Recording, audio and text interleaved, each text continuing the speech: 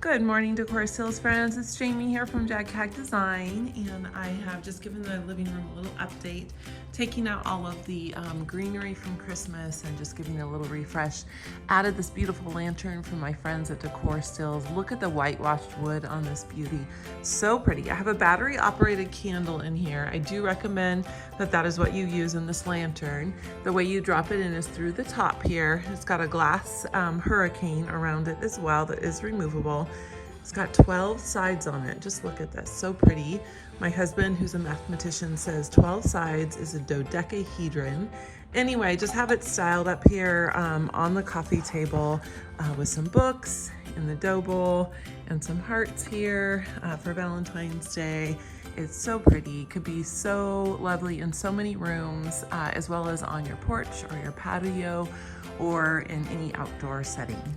If you like this video, remember to hit that like button so more people like you will see these videos. Be sure to subscribe and hit that bell notification so you don't miss out on any future videos.